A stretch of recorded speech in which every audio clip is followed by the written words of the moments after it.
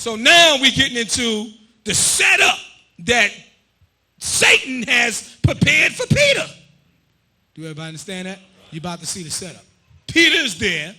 He's looking to see the end. Read on. Now the chief priests and elders and all the council sought false witness against Jesus to put him to death. Yeah, they were trying to have a trial, but they needed to be able to convict him lawfully. So they were looking for witnesses to start talking about the things that Jesus Christ had did and had said.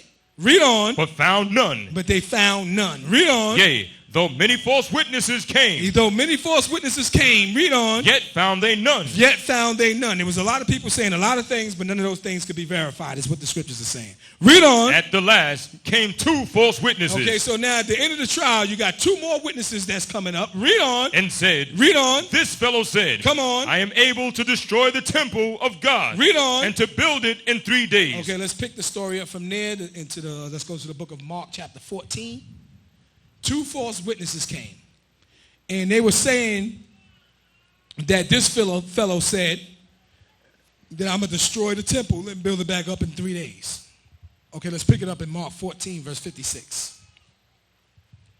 Read that, please. For many bare false witness against him. Read on. But their witness agreed not together. By our law, you need, by the mouth of 2 witnesses, then that's the only way you can put a man to death. Do everybody understand that? Sure. So they needed to be saying the same thing. Read on. And there arose certain. Okay, so there came 2 people that looked like they were saying the same things. One of those people was Judas. Judas was also in the courtroom testifying against Christ. Why is this something that's not taught? Because the truth is not in the world. Number one, Judas was there when they took Christ away. When they took Christ away, Judas went with them. Judas was with them the whole time, so why would he all of a sudden just disappear? Right. He was in the courtroom, and he began to testify against Christ himself. The reason why he stood up to testify, because they were looking for 2 witnesses to agree. One person said, I heard this man say he's going to destroy the temple in the temple of God, and he's going to build it back up in 3 days. And Judas jumped up and said, I bear witness to that. I heard that myself. Read on. And bear false witness against him. Read on. Saying, come on. We heard him say, I will destroy this temple. Come on. That is made with hands. Come on. And within 3 days, I will build another made without hands. And I will build another made without hands. Read on. But neither so did their witness agree together. But when they got into the details of what Jesus was talking about, that's where Judas and the other person, their information wasn't the same. One of the persons was saying, one of the Jews was saying, Christ was talking about the building that was in building for 18 years, which was the temple of God. Judas said, no, that's not true. He was talking about his body. He said something worse than that. He was talking about his body. So now they couldn't get them to agree together on what they was talking about. Everybody understand that? Let's go to the book of St. John's chapter 2. St. John's chapter 2. Y'all still with me? Okay, St. John's chapter 2. 2 witnesses saying a similar story, but the details was off. Christ said he's going to destroy a temple and build it back up in 3 days. One of the Jews said he was talking about the building. Judas said no, he was talking about his body. So now that's what made the case not able to be sealed, because their witnesses did not agree. Let's get the book of St. John chapter 2, and we're going to start at verse 18. St. John chapter 2, verse 18. Read it. Then answered the Jews and said unto him, read on. What sign showest thou unto us? Read on. Seeing that thou doest these things. Come on. Jesus answered and said unto them, read on. Destroy this temple, and in 3 days I will raise it up. So we know the Jews heard that statement, right? Everybody see that, right? So one of them stood up and testified that. Read on. Then said the Jews, 46 years was this temple in building. Read on. And wilt thou rear it up in 3 days? 46 years was this temple in building, and wilt thou rear it up in 3 days? So you see that they was astonished by what he was saying. Read on. But he spake of the temple of his body. But he was talking about his body. Read on. When therefore he was risen from the dead. Come on. His disciples. His disciples. Read on. Remembered that he had said this unto them. He only said that unto them. He only told his disciples that he was talking about his body. So knowing that the witnesses did not agree, we know one of those people that was telling that story had to be one of his disciples. Who was that? It was Judas. Now, That's not the point. Now the point is, now we get to the setup. They need two witnesses to say the same thing. So now they got Judas in there already saying that it was his body. That means they have to look for another witness to come in there and verify what Judas was saying. If they're going to look for another witness, who they going to be looking for? Another one of his disciples. There's only one of his disciples there that came to see the end. Now he's sitting there seeing all this. He's seeing Christ getting set up. He's seeing them looking for another witness. He's seen them looking for somebody to agree with Judas. Did Jesus Christ say he was going to raise up his body in 3 days? So now Peter is like, I got to get the hell out of here.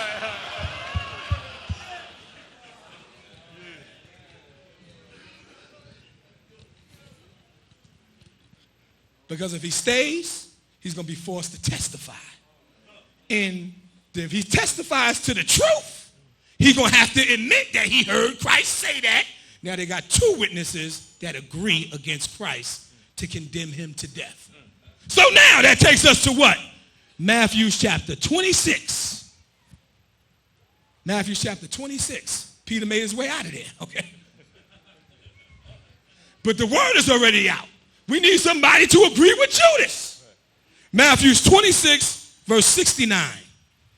Read that, please. Now Peter sat without in the palace. Read on. And a damsel came unto him. Read on. Saying, read on. Thou also was with Jesus of Galilee. Everybody see that, right? So now do it make sense? Why this woman coming up saying, hey, wait a minute, you're one of them? Because they looking for one of them. Everybody got that, right? So now, read on. But he denied before them all. He did what? Denied before them all. Do everybody see why Jesus Christ refused to say that he was one of his disciples? Do everybody see why Peter refused to say that he was one of Jesus Christ's disciples? He denied it. Now, even though he could never imagine himself denying Christ, Christ seen something that he didn't see, that Satan was looking to get him. Satan put him in a situation where Peter would have been responsible for the crucifixion of Jesus Christ.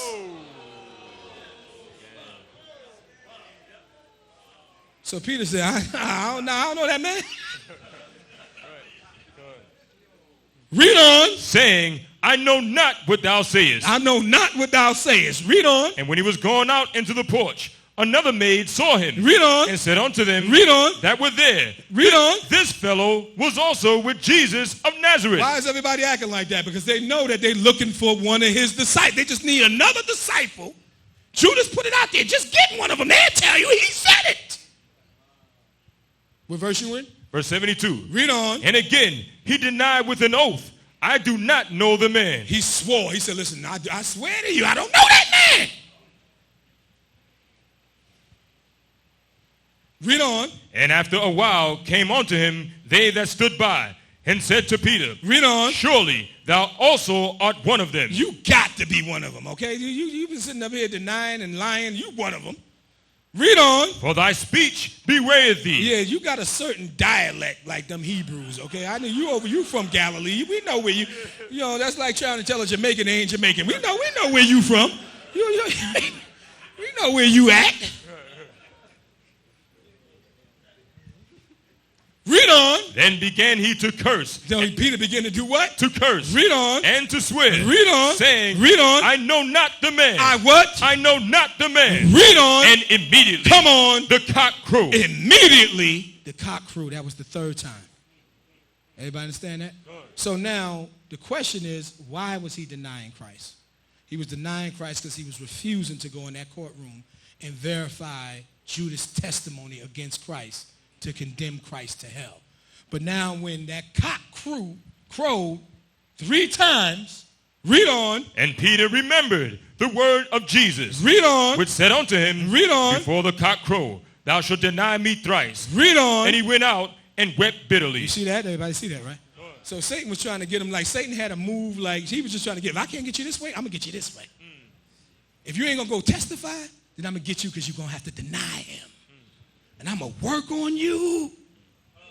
Christ told Peter, Satan has desired to have you. So now Peter's gone and he ran away. He done denied Christ 3 times and he is crying bitterly. I mean, this is a bitter cry. He is hollering. I denied my Lord. He know why he did it, but now he don't know what's going to happen. He's so confused. He messed up. Everybody understand that? He jacked up. And Satan is all on him. Kill yourself, Peter. That's why the Lord said, Peter, you got to be strengthened. The Lord said, it's going to be all right, Peter. I'm praying for you. When you get strong again, you go out there and you strengthen your brethren. When you get strong again, Peter was weak. What made him weak? He went out and he wept bitterly. Satan said, I got you. I got you. Ain't here to checkmate. You ain't nowhere to go. Either go in that courtroom or deny him. Look at the position you in. Okay. And he out there weeping bitterly. Everybody got that, right? Okay, so let's end this up. So now, after some time went by, let's go to the book of St. John, chapter 21. 21 and 14. How many times did Peter deny Christ? Okay, so Christ is going to come back and he's going to let Peter know that it's okay. He understands that Peter did what he had to do. He the one that told Peter that he was going to do it. Do everybody understand that? Sure. So he's going to come back and he's going to let it be known to everybody that Peter was not against him. Do everybody understand that? Sure. That Peter was for him. Let's read St. John chapter 21, verse 14. Read it. This is now the 3rd time that Jesus showed himself to his disciples. Read on. After that, he was risen from the dead. He was already crucified, then he rose from the dead, spent 3 days and 3 nights in the belly of the earth, so he came to them a 3rd time now. Read on. So when they had dined, Jesus said to Simon Peter. Jesus said to who? Simon Peter. Read on. Simon, son of Jonas. Come on. Lovest thou me more than these? Yeah, do you love me more than everybody else that's in this room? Why is he doing this? He's doing this to validate Peter and show everybody that Peter was never against him, that Peter always loved him. Do everybody understand that? Read that one more time. So when they had dined, Jesus said to Simon Peter. Read on. Simon, son of Jonas. Read on. Lovest thou me more than these? Read on. He saith unto him. Read on. Yea, Lord. Read on. Thou knowest that I love thee. Read on. He saith unto him. Read on. Feed my lambs. What did he say? Feed my lambs. Read on. He saith to him again the 2nd time. How many times? The 2nd time. Come on. Simon, son of Jonas. Come on. Lovest thou me? He saith unto him, Yea, Lord. Come on. Thou knowest that I love thee. Read on. He saith unto him, Read on. Feed my sheep. Read it again. Read on.